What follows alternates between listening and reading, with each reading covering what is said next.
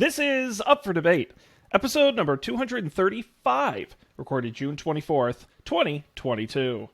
Hello, everybody. Welcome to this episode of Up for Debate, the debate podcast that dares to revisit the terrible video game movies of the 80s and 90s. I'm Sean Jennings, joined by my brother and fellow plumber, Matt Mariani. Hello, Matt.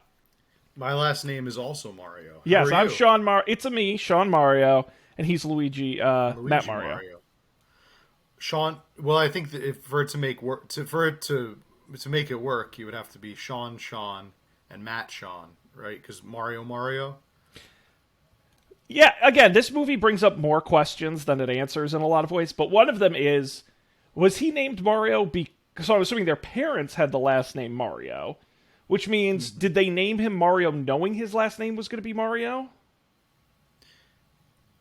I think it's like Sirhan, right? Like he's got two names that are the same. Was his father Mario, and he's like Mario Jr.?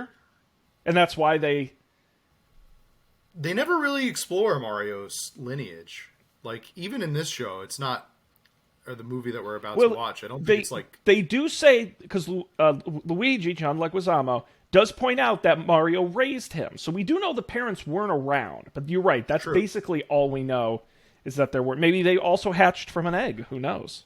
As far as lore goes, I think this seems like it does the best job of exploring their origins, mysterious origins. Of all the origins this film explores, that's at least they stay out of it. Thank goodness, because some of these other origins are gross. Matt, we are entering our press play. A summer of video game film adaptations. This is our first episode of the year. And we are starting with the very first video game movie, the very first movie based on a single video game. That would be 1993's Super Mario Brothers, based on the popular Nintendo game of the same name. Matt, had you seen this movie before? I've seen... It's one of those movies where I've seen bits and pieces, but I don't believe I've ever sat down and watched the entire film. Yeah. But it's very heavily referenced and notorious, if you will. Yeah, it's got an interesting place in I guess in among video game people. It's got an interesting spot where it is mostly, I would say, like mostly panned, but for like in like the nicest way possible. That's how I would describe it. It's a pretty easy film to criticize, but I think people also treat it with a degree of nostalgia that for sure. You don't see for some of the other movies that we have on our list. For sure, I think people were definitely the most generous for this one. Well, but I agree, and I also think you can definitely argue that of the films we're going to cover this summer, probably the most popular in terms of games sold, games played, iconic video games. This is certainly probably the most beloved. Yeah, and it. Yeah, I would say the most beloved. It's maybe the most kind of in the news right now because of the upcoming Mario movie. Yeah, absolutely. It's also, of all the films we're going to cover, the most family-friendly, right? I think next week we've got Street Fighter, later Mortal Kombat, Lara Croft, Resident Evil, much more serious, more adult films. This is really, for a long time, one of the only, theoretically anyway, we'll talk about it, kid-focused movies made from a video game. Yes. Yeah. Matt, where do you want to start on this particular film? Anywhere particular? Should I start with the opening narration? Sure. Yeah, we could start there. Because I think, I took many notes while this film, and one of my first comments is the opening narration is insane for a Super Mario Brothers movie. I cannot believe they made a movie with this pitch. And the narration goes like this. A long time ago, the Earth was ruled by dinosaurs. They were big, so not a lot of people went around hassling them. Actually, no people went around hassling them because there weren't any people yet. Just the first tiny mammals. Basically, life was good. Then something happened. A giant meteorite struck the Earth. Goodbye, dinosaurs. But what if the dinosaurs weren't all destroyed? What if the impact of that meteor created a parallel dimension where the dinosaurs continue to thrive and evolve into intelligent, vicious, and aggressive beings, just like us? And hey, what if they found a way back? Insane. Insane. Absolutely crazy. With very bad animation. I cannot believe, like within 1 minute of the film started, you've introduced parallel dimensions and alternate realities, and I'm like, what? This movie came out in 1993. Yes, and it predates The Matrix. It predates all of the MCU. Talking about multiverses and parallel universes and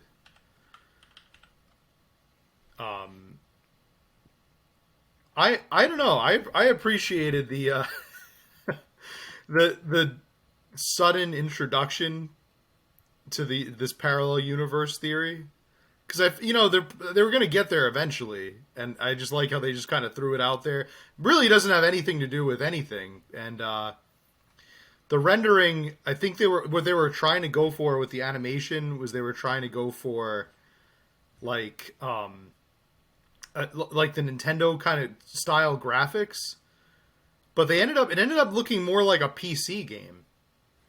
It looked more like it was not fun. No, it didn't look Nintendo. It definitely looked more like the dinosaurs look more realistic. They don't look like Yoshi's, or they're just like, it's like a Triceratops eating something and like a long neck dinosaur.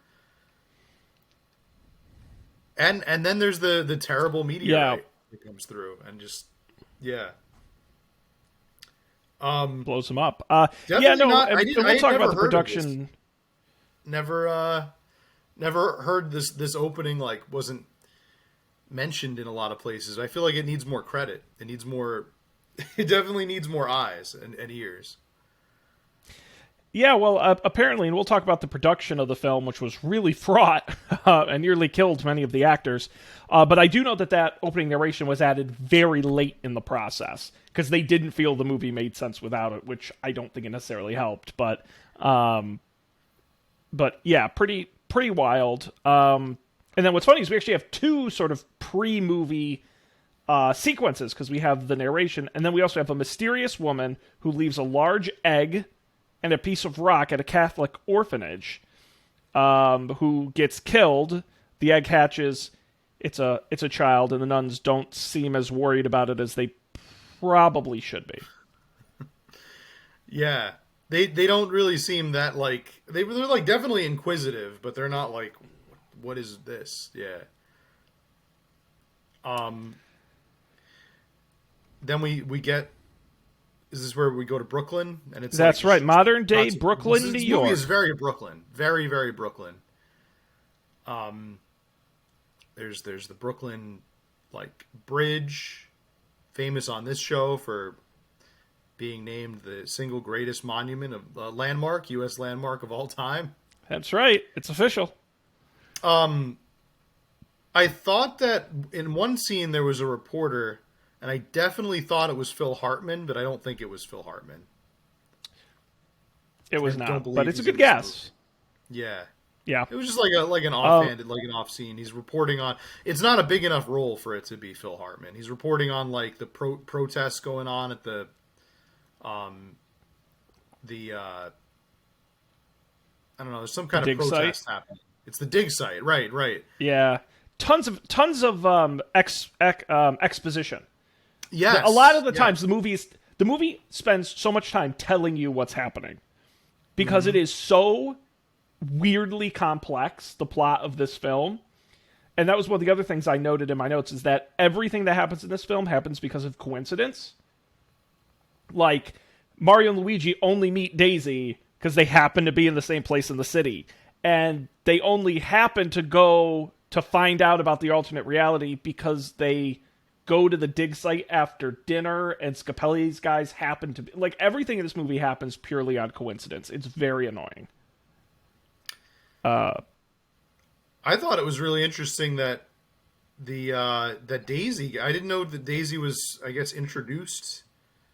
I think the video game Daisy, right? There was a Daisy in the Mario Brothers franchise, and she's like Luigi's love interest, whereas like Peach is always Mario's love interest. So they, exactly. She appears in Mario Tennis, I think, for the first time, but I didn't know she was in this movie. Is this the same Daisy? Like, yes, it's meant to be Princess Daisy. Absolutely, they're both princesses. I don't know if Peach and Daisy are like sisters, or they're... No, I don't know. I don't even think she's a princess. In the games, she's just referred to as Daisy. Princess Peach, who was originally Princess Toadstool, is a different character. No, it says here, Princess Daisy is a fictional character in the Mario series of video games. She debuted in 1989 Super Mario Land. She's been rumored to be Luigi's love interest, similar to Princess Peach being the love interest of Mario. All right, I guess she was a princess then. I I kept thinking when they first showed Mario and Luigi like driving around in their truck, their like plumbing truck. I thought that it was, when I first saw it, I thought it was I thought that Mario was the dad, and the kid, like it was John Leguizamo. I knew was Luigi, but I had no idea that is it Bob Hoskins was so much... Bob Hoskins and John Leguizamo. Seems like so much older than John Leguizamo. Seemed like a big age difference. I noted the same thing. What is the age gap between the Mario brothers? And now I'm actually going to take the time to look it up. So, well, actually, John Leguizamo... I'm pretty sure that, right, isn't... Mario is older, but only by like... I think canonically it's only by like a day or two. I don't think it's like that old. I don't know. No, it's definitely not. Do you want to guess how far apart actor Bob Hoskins and actor John Leguizamo are in age? Got to be like... Has to be at least 10 is my guess. They are 18 years apart in age. Yeah. No friggin' way are they brothers. Wow. See, that's... I guess once they Unless got they call themselves brothers? Outfits, what? Maybe they just call themselves brothers, but, like, Luigi is just, like, some guy Bob Hoskins found on the street and, like, took in. Well, maybe... I mean, at no point do they say they share parents. I don't think. No, I guess it's also... They could just be, like, they work together, they have the business together. So, it's the Mario Brothers plumbing business. Like, maybe they're not even the Mario Brothers. Maybe they just work for them. I don't know. Yeah, it was. Yeah, that's it was just a catchy really name for the unsettling. business. How far apart they were in age it bothered me. Totally agree. I definitely, especially all the scenes where John Leguizamo as Luigi is like talking to Daisy and like flirting with Daisy. And Bob Hoskins like stands behind him. It's like kind of like you get that vibe of like a dad. It's like definitely more like a dad 100%. than an older brother. But yeah, Mario Brothers plumbing service. Yeah, and I will say that I'm going to have a lot of different critiques of this film. It's very critiquable. I will say, I think the New York stuff in the first, 20 to 30 minutes of the film, I kind of like. And then the Koopa stuff and the Dino Hatton stuff in the back half I like. I don't like when they cross over with each other. You know what I mean? Like, if this movie were set entirely in Brooklyn, I think that's when they, hey, we got a call, we got to go, and they get in the van and they drive it around, they get their Scapellis right, so there's something like 30 minutes worth of movie that was cut out before it was released. One of the scenes that was cut was a storyline of more about their competition with Scapelli plumbing and construction. And I'm like, I would have liked to have seen that. Like, that's, I kind of get where they're going, and then like show them actually fixing stuff, and so I did like the opening bit. Yeah, the all the Mushroom Kingdom stuff and the Dino Hatton stuff, that all reminded me of you ever see the movie Halloween Town? Sure. It all reminded it was very much like the first Halloween Town to me. It's like all the costumes and the puppetry, like the special effects that were very much of the era. That's what it reminded, especially when he first like dropped through the pipe. And I didn't really, I wasn't expecting that like parallel universes explanation of like, I thought it was going to be very much just like, oh, here's this pipe, like we're now in the Mushroom Kingdom, which also exists, but it's in like the center of the earth or something, or it's, Yeah, I don't know, in the upside down it's a dimension. lot of weird decisions, because I don't have a problem saying like, here's two plumbers from Brooklyn who get sent to this weird fantasy world. Like, that's fine. I think all the dinosaur stuff and the meteorite, I think it's weird to me that Daisy like hatched as an egg and has lived in New York, and then she has to like, I don't know, it's just weird. And maybe this is a good time to talk about the development of this movie a little bit, because it went through I think I should say, you talked a little bit about the production design of Dino Hatton, which I think is out of control good. Like, I love like the sparking cars with the electric overhead lines. I thought was cool as hell. I thought all the neon was cool. I thought the outfit, like the production design, I thought was awesome. But part of the issue is they had a series of writers come on. The first set of writers wrote a very serious film. Then the next set of writers wrote a comedic film. Then the next set of writers wrote a more serious film. And then the last set of writers made it more comedic. Mainly because Disney bought the distribution rights, and after seeing the script said, no, you got to change a bunch of the stuff. We're making this for kids. Like, it cannot be. And that's why the whole movie has that very weird tone where you're like, they're saying jokes, and the soundtrack is very like carnival-y, where it's like, but then everything is like dark and gray and punk and bizarre. So the tone of this movie is insane. I like the pieces. They make no sense together. Yeah, it reminded me of something that I read and I put in my notes, that Shigeru Miyamoto, right, the creator of Mario, said he appreciated the effort put into the film, but he felt that it tried too hard to replicate the games instead of being entertaining on their own. Like, I definitely don't disagree with that. It's almost like they tried to create a completely new direction for Mario that they hoped would take off, maybe with the games, but they didn't add enough of what makes Mario like Mario. Like, there's the weird stuff with like they're in the upside down Manhattan, and everybody's eating like roasted lizards, and like, you know, the dinosaurs are like fighting each other. It's like, I get what they're trying to go for, that it's like an exotic place that is definitely not regular Manhattan, but this dino like flipped version of it. But it's not the Mushroom Kingdom. Like, they tried, it's like they tried to make it gritty or something, but in like a Saturday morning kids cartoon kind of gritty kind of way. It's just the whole movie's. I was thinking as I was watching this, I'm like, this is like a chef cooking a meal where you buy the finest ingredients. I once made chili, Matt. This is true. I've made chili many times, but I made chili once. I got a beautiful cut of meat. I got some great fresh local vegetables. I got all kinds of spices and stuff. It was beautiful. And I cut all the stuff up. I prepped it. I got it in the slow cooker. It was horrible. It tasted so bad. And I, to this day, don't know what I screwed up about it. Something went wrong. To me, this was a movie with a lot of really good ingredients. And I think even when you read some of the interviews with the creatives behind the movies, they reference a lot films like Ghostbusters as inspiration, which when I think about it, I see it actually, right? The problem is Ghostbusters is not a kid's movie. Kids like it. It's not a kid's movie.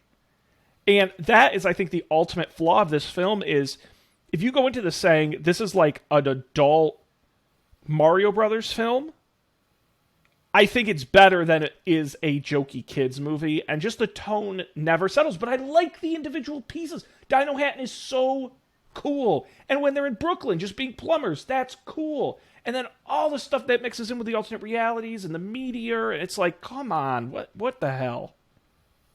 Oh yeah, I don't want to definitely don't want to undersell it here. I can understand why this became a cult classic for sure. It's just the decisions are they seem kind of out of place in the context of you're making this movie for children. Like having this This would have scared me as a kid. Manhattan. Yeah, if I had seen this as a kid, absolutely. It really would have terrified. With like the de-evolution shit, which is like Totally. cool. I was like watching it freaked out at my age. No, definitely. It's just like stuff that's like, why does this need to be here in a movie about Mario? You think it's going to be like Mario jumping on the Goombas, like maybe he rides Yoshi for a little bit, or there's like that's what they go to jail at one point. Like there's the like you said, the de-evolution things, there's the all the like the seedy underbelly of this Mario city, this dinosaur city. None of that's in any of the games, so it's kind of like, where did they get? I don't even know where they got the ideas from. And one thing I noted was that in my notes I said here, I guess I have to give them credit for inserting so many references to the game.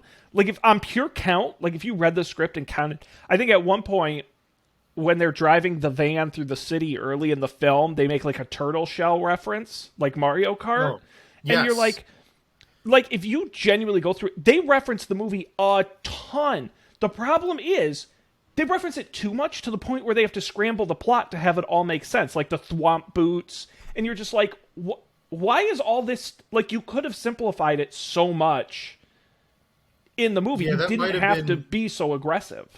That might have been where Miyamoto was going with the whole where he was going with the whole, like, he felt like they were trying to be too close to the game, and they should have just focused more on doing their own thing. But maybe their own thing that wasn't, super terrifying for 4-year-olds. I know I would have been very upset by that dinosaur changing machine, the one that de-evolutionizes I would have not liked that. So weird. And I will say this film did pioneer a lot of new special effects technology and design. Actually, a lot of what was done, over 700 visual effects shots, and it was also the first film ever scanned with a digital intermediate.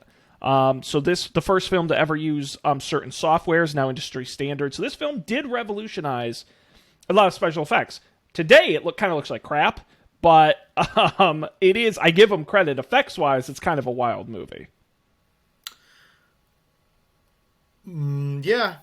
There was a lot of things that. When did a large amount of the movie reminded me of have you ever seen Total Recall? Yep. Is that the movie I'm thinking of? Yeah, Total Recall had just come out in 1990. Yep. Is this the movie I'm thinking of? Yeah, definitely. Total Recall.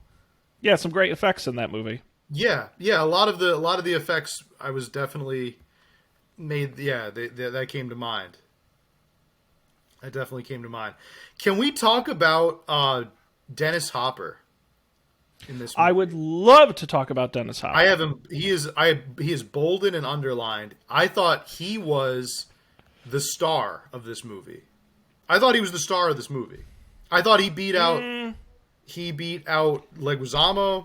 I think he beat out Hoskins. Was this Leguizamo's first role? Was this his debut? Was very. That's a fair. I'm going to pull up his. I know it's very early in his career. Certainly. He's so super young. Yeah, no, this was one of his first real. I mean, he did a bunch of like side stuff, but this, you're right, this was one of his first major like This was like his starring first thing, roles. right? Yeah. Yeah. No, this really was. No, I Yeah. don't know if I would agree with you necessarily. Dennis Hopper is awesome in this. Although I Yeah. will state for the record, the following year in 1994, the film Speed comes out, in which he plays the exact same character. It is the Yeah. same acting performance in both films. Which, as I was watching this, I'm like, this is Okay. just like him in Speed, where he's the That's bad true. guy, which is great. I like him in both. I still think Bob Hoskins. I love Bob Hoskins in this. Looking back, I don't know if anyone could have been as good of a Mario as he was. I do think he's good. Dennis Hopper's right up there. I think Leguizamo's very good. Actually, I think all the acting in general was good. Fiona Shaw as Lena, I thought was really good. I think probably my weakest performance of the movie might have been Samantha Mathis as Daisy. But I also don't think the movie gave her a ton to do, and I also think she No. had absolutely no chemistry with Leguizamo. There was No, none no whatsoever. romance between them at all. It was shocking how little chemistry they had.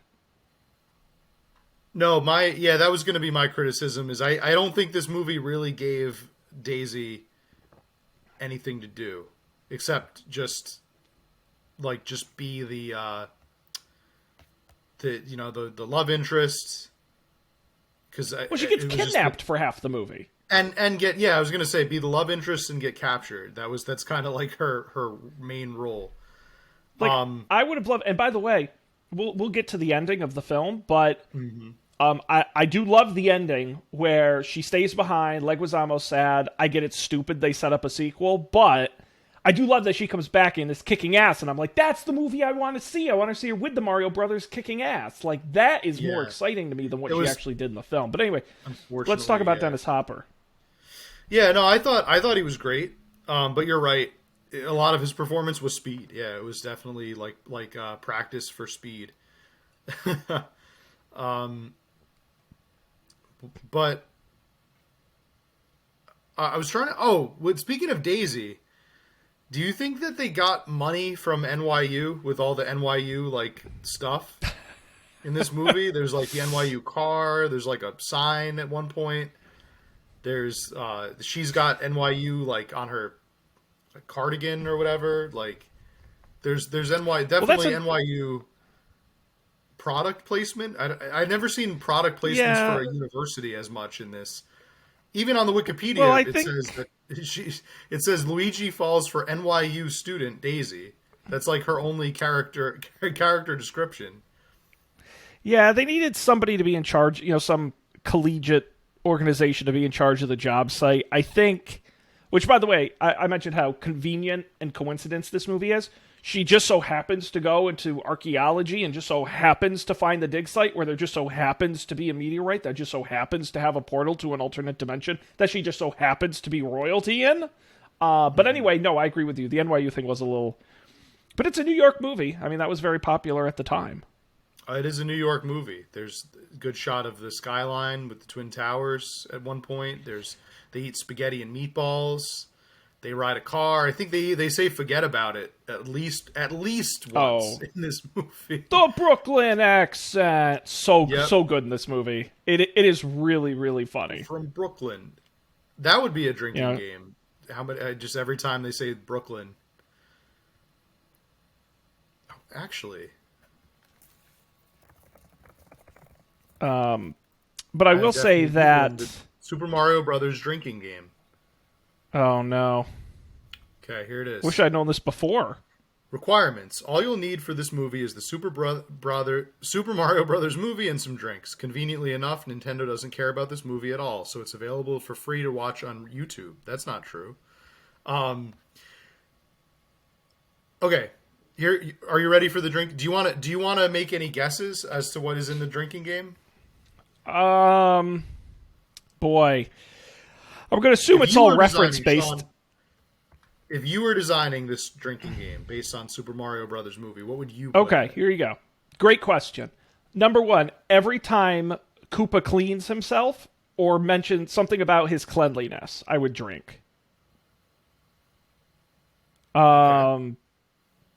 Every time the word plumber is said. All right, Um, I'll let you know when one that one is in there. okay. That is on actually Um, on the list of words. Anytime someone says the word plumber, de-evolution, is that another one? uh, anytime someone is evolved or devolved. Okay, that's a good one. Probably every time someone says Koopa, which they say a lot.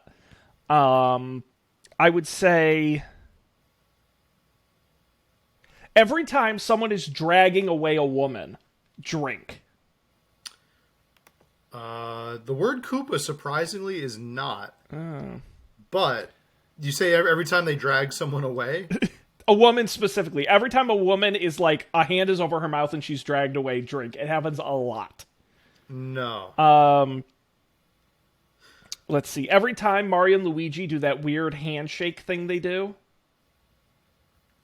I thought I saw that. Every time the meteorite piece on the necklace is on screen, drink. Yep, yep. That's on there, mentioned or on screen. Yep. This is pretty good. You're doing pretty well here. You got like a 400, 500. What else is on there? Okay. Anytime someone says any of the following words: Dimension, Plumber, Yoshi, Mario, Luigi, Daisy, Toad. So any of the main I wouldn't do the names. I think that's a. I wouldn't do the names. Agree. That's a I bit agree. much. That's because that does happen a lot. But that's on there. Scapelli. Every time they say Scapelli, I would drink. No, Scapelli. See, that one, I think I like that one better. It's a little more sparingly used. Drink whenever one of the Mario brothers uses a tool. Drink whenever the rock or meteor shard is mentioned or shown. Drink when there's a bad pun. Yep. Whenever someone is evolved or devolved. Whenever Big Bertha punches someone. That doesn't happen that much. No, that's a rare one. That's a rare one. That should be like a finish your drink when this happens. Like, whenever you recognize a new Mario enemy in the movie, this includes seeing the name of one on a sign, which does happen quite a bit. And drink whenever you hear Toad's harmonica being played. I will give you one more. This does say this is one of our steadier drinking games. The amount of times the words Dimension, Plumber, Mario, and Luigi are said is absolutely staggering. That being said, there is also a ton of scenes that involve Mario or Luigi using their tools to solve a problem. Therefore, please exercise caution and drink responsibly. I'll give you one more, Matt, which is drink every time there are sparks on screen. Everything's sparked in this movie. I wrote in my notes. Can you imagine what they spent on spark making machines? That is a good one. There was a lot of, but I feel like that was also the era. Totally. No, early 90s, everything sparked. We watched the Turtles movie. There was a lot of sparks. Yeah. It was great. I did love, and that's again, I think the production design is really cool. Like, I love all the kind of like overhead walkways and those cars with like the big sparking engines on front. Like, there was a lot of the design I did like a lot. I do have one of, you know me, I like doing the impressions and reading the quotes, but I have one of the King Koopa monologues here that I would like to read. Look at this place. Pathetic. It gets worse every day. The humans on the other side have a world full of resources, ready for the taking. Imagine, an endless supply of food, clean air, water. And what are we stuck with? This pit hole. Germs everywhere. Fungus. For 65 million years, we've been exiled here after the meteorite struck, while mammals roamed freely in the other dimension. Well, not for long. Which, by the way, that was another one of my notes where I said... so they can create a de-evolution machine, but they can't solve their natural resources problem. I was very... again, because the plot of the movie is sort of like parallel evolution. Like, we both end up humans talking English. It's just they're from dinosaurs. And I'm like... But they have some incredible technology. But then, like, I don't know if you noticed this, but all their screens are controlled by the laser... guns from the Nintendo system. Did you notice? A little bit. No, I didn't notice that. There was a part where Daisy, after she meets her father, who's a fungus, again, this movie's just wild, but she's controlling a screen, and King Koopa does it too, but they literally pick up a connected light gun, and they, like, point it at the button they want to push, and they pull the trigger, and that's how they select things, which was a nice little video game thing, but I'm like, so they don't have the ability to make touch screens, but they can make a de-evolution machine. Right. And what else? They have that suit, that super suit, that the thwomp suit, or the boots. The boots, yes, which, by the way, seem like anyone can buy them. Like, they have stores. They're like Nikes. Yeah. Like, they don't seem particularly unique or special. But they have the weird sparking cars that only work, that are like bumper cars and have to connect to the grid overhead. Like, it's really mixer-matchy. Very strange. Yeah. I'm trying to remember why does Bob Hoskins get caught in the goo? Not Bob Hoskins, I'm sorry. Why does Dennis Hopper get caught in the goo? There's a scene where he's in a bunch of goo. You mean where he's turned into goo? Yeah. There's like gray goo everywhere. Yeah, as far as I understand, so the evolution, de-evolution, which again is weird, because you can de-evolve someone or evolve someone, which they do to Iggy and Spike, although it doesn't change their physical shapes, just makes them a little smarter, though they're still idiots, so that's weird. But basically, as you de-evolve someone, they become like the Goombas, and then they become like a non-humanoid dinosaur, then they become fungus, which is what they did to the king, and if you go even farther, you get turned into goo. Oh, so that was I thought that was like a malfunction of the that's part of the evolution? Is it like supposed to be slime? Because Mario and Luigi had like the portable de-evolution guns at the end of the film, and they shot both of them at Dennis Hopper, and you see he sort of like becomes like a T-Rex dinosaur, and then he becomes a fungus, and then he explodes into goo. Into the goo. Okay. I was I was very surprised at the hyper realism of the dinosaurs. Like they all like the how they're like lizard. They don't look like dinosaurs from the game. It's not like nice. The dinosaur like Yoshi and the dinosaurs from Mario World are very round, and although I guess this predates that, doesn't it? No, it would be around the same from the time. Mario Brother game. Yeah. This would be no. Mario World had already been out for like 2 years. That's right. 3 years. So Yoshi was definitely So they knew exactly what he should have looked like. Actually, that's probably why they leaned in so much with the dinosaur stuff, because that's what all Mario World takes place in, like Dino Land. That's kind of the plot. Yeah, and that's, again, I think a movie where Mario and Luigi fall through a portal and are transported 65 million years in the past or something. Like, again, I think it's just such an odd way to accomplish it.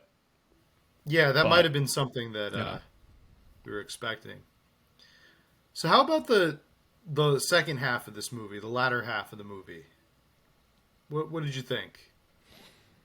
It's like resolution. Bizarre. Strange. So, Big Bertha, who we haven't talked about, very strange. By the way, added in that last phase of adding a comedic relief and a character kids would like, which I think is weird. Lena merges the worlds. Koopa and Mario are brought back to Brooklyn. Koopa devolves Scapelli into a chimpanzee, which I actually thought was funny. I did like that joke. But then they get whisked back. And just a lot of various fight scenes. With the fungus and Mario and Luigi. I don't know, Matt. I thought it was fine. Like I said, I liked the fact that Daisy stayed behind, because I thought the easy thing would have had her and Luigi stays behind and they're in love or whatever. And I do like that she comes back. But all in all, yeah, I don't. I guess I don't really have a strong opinion on the back half of the movie. Yeah, it resolves all right. It,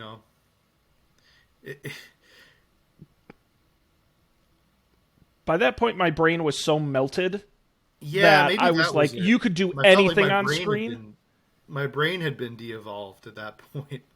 Like I said, I did like Lena. I thought it was a cool character.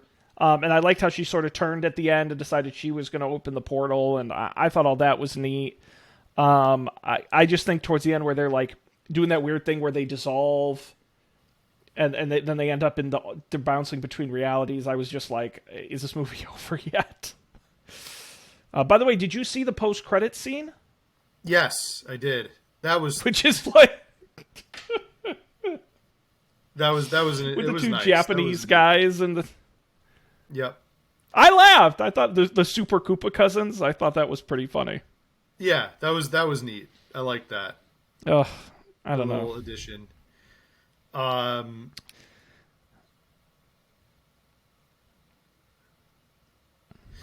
liked it, and the reporter who I thought I think was it the same reporter as the beginning from the beginning of the movie, who I thought was Phil Hartman. Yeah. And he's like, he says that they should be called the Super Mario Brothers. I was like, yeah, all right. Yes. Like the movie. Well, yeah. Wasn't that part of like the Weird of the World TV series that Luigi's watching at the beginning Yeah. that conveniently talks about what an alternate dimension is? Right, exactly. In case you Yeah. haven't figured it out. It's called foreshadowing. Yeah, and he does that. Ah, that's impossible. Nothing's impossible, Mario. Nothing's impossible when you put your mind to it. Just so freaking strange. Oh my god. Okay, so technically it's primeval slime. That's the final link. But and it's actually a real thing. It's like when they say also like the primordial soup. Basically, Yeah. like where life began. That's what they're saying. You would likely get de-evolved all the way back to that, to those like microorganisms in this soup. That's what I'm looking here through the gray goo IMDb was. quotes page, and there's a lot of the jokes you can tell were added in towards the end of the process to make it funnier. Wow, there were dinosaurs in Brooklyn? Relax, Luigi. There used to be Dodgers here too. Yeah. A lot of good one-liners. Yeah. Yep. Matt, any other thoughts on Super Mario Brothers? I got a couple of straggler notes here. Let's see what we did. I said, why did they make Luigi hard to understand? He barely speaks English. John Leguizamo really mumbles a lot. It gets better as the movie goes on, but in opening, he's very hard to understand. I wrote, who is this movie for? It's not for kids. It's not for fans of the video games. It's not for fans of good cinema. I think it's for fans of gross, gnarly things. Yeah. I'm fairly confident that the people who made this movie have never seen a kids' movie nor played a video game. Did you know that the narrator was Dan Castellaneta? Yeah. Yeah, it's a good voice he does. My final question here, Matt. I wrote, is Koopa supposed to be a Donald Trump analog? Oh, totally. I mean, yes. I thought so. I thought so. Because He's got the hair. Like, yeah. He was and, definitely... And he's got his name on the building. Oh, yeah. And he even runs for office. Yeah. Which is yeah.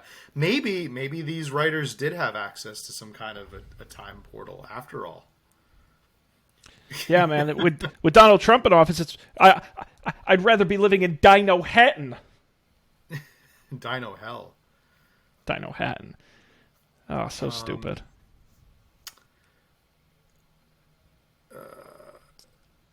Yeah. I mean, this was like a movie that somebody would like. if you handed somebody who lived on a different planet the rights to make a Mario movie, and you only loosely described what the Mario games were, and you got them very drunk, this is exactly what you would end up with. Yeah, this is like you wrote a good Mario movie. You put it in a blender, and then you took what came out of the blender, baked it in the oven, and then took what came out of the oven and put it back in the blender, and you've created the Super Mario Brothers movie. It's a failure of process more than anything else. Because I think, like I said, my overall review of this film would be the individual components are very compelling. I think the acting is good. I think the production design is good. I think some of the ideas are interesting. I think there are scenes in the movie I like. I think it's a cohesive product. There's nothing cohesive about it. Like, as a movie, it's not for anybody. It doesn't appeal to kids, doesn't appeal to fans of the game, doesn't appeal to people who like good movies. But it is interesting. As someone now in 2022 watching it for the first time, and I got us the 4K copy, which looks really good upscaled, it's interesting to watch. Like, I don't regret watching it. I don't think I wasted my time, because there's a lot of cool stuff that went in on there. Stuff that, again, as you mentioned, Matt, an animated Mario movie is coming in the next year or two, and it's going to be predictable. Like, I highly doubt there's going to be anything weird or unusual about it. Mario should never be made into a live-action movie. It makes no sense. It's like, a parallel I was thinking was the Lego movie. Like, imagine if they said we're going to make a live-action Lego movie, and you're like, how the hell do you do that? Like, to me, this doesn't make sense as but I'm glad they made it, and I'm glad I watched it, because it is just weird in a good way, is my sort of general statement.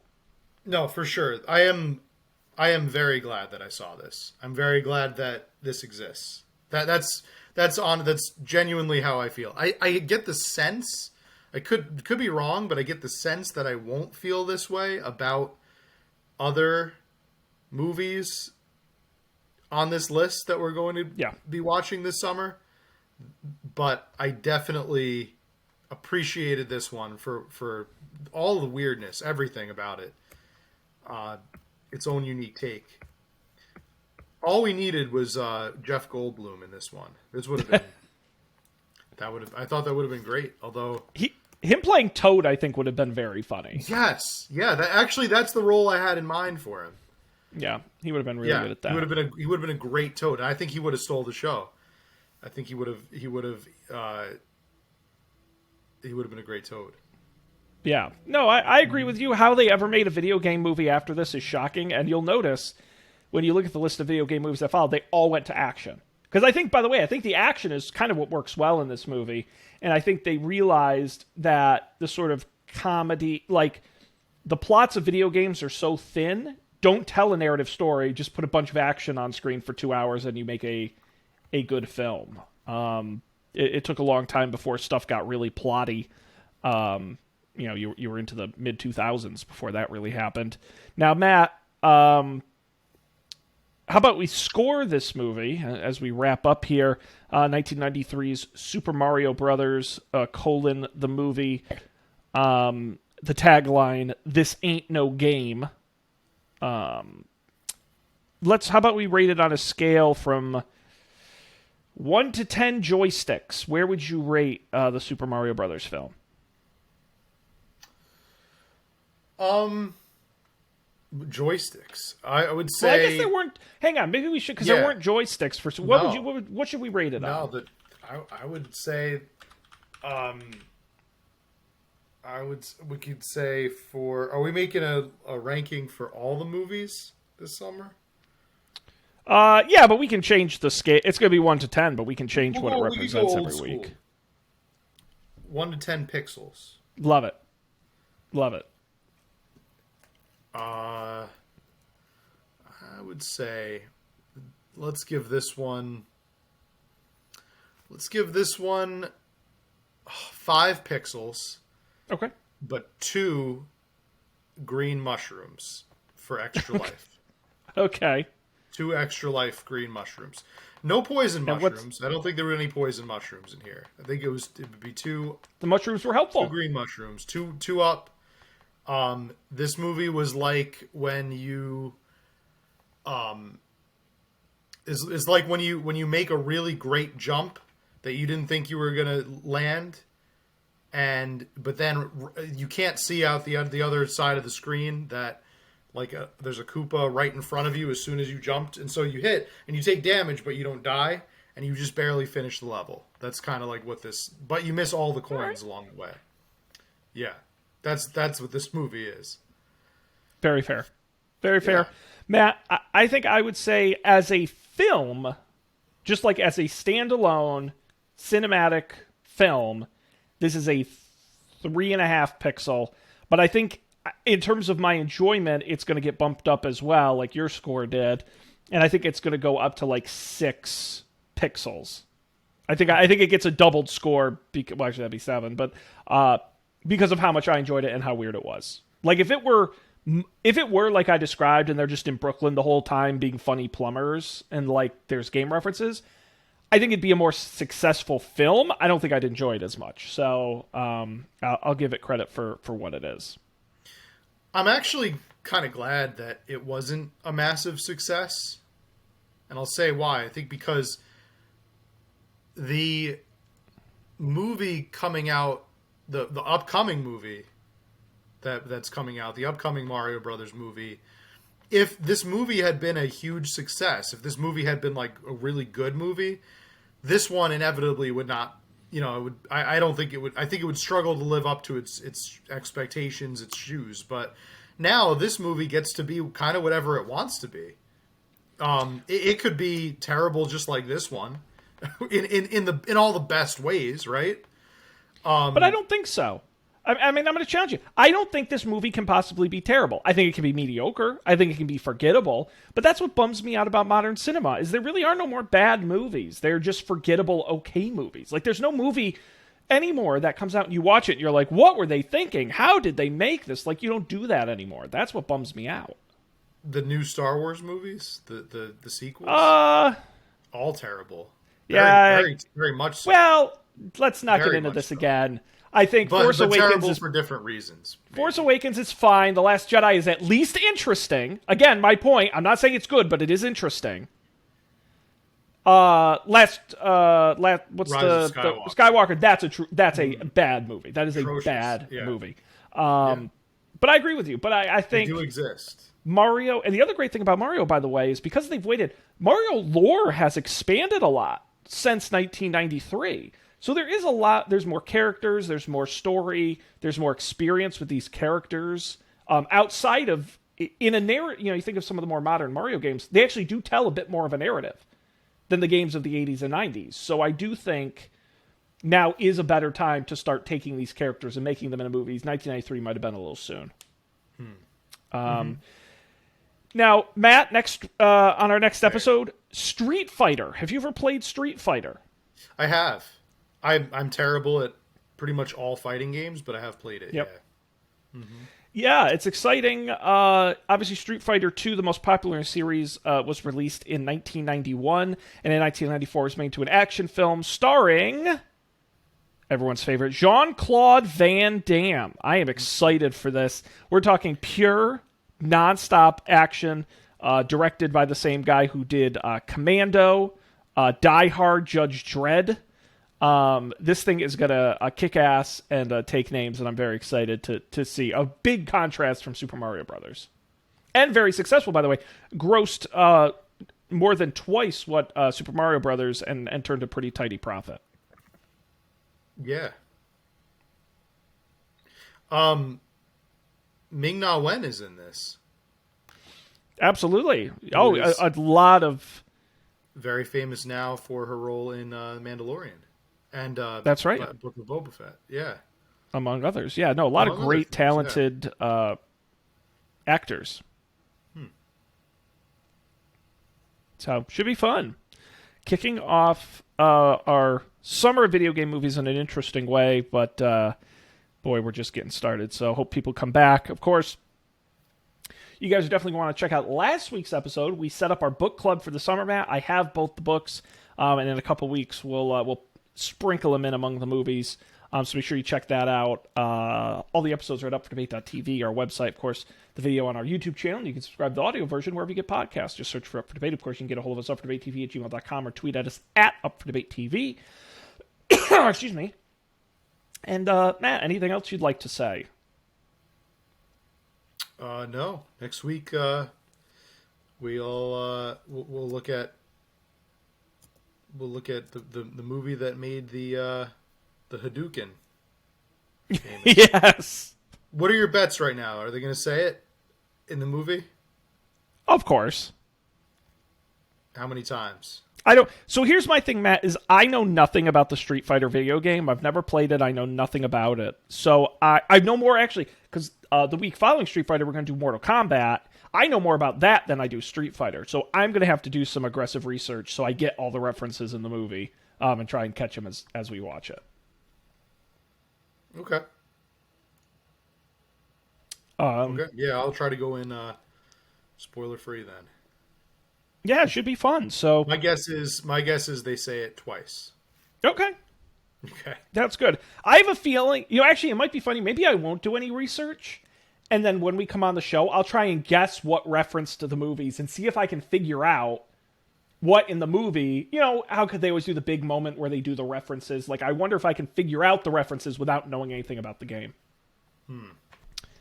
Sounds like a very boring challenge. Cool. All right.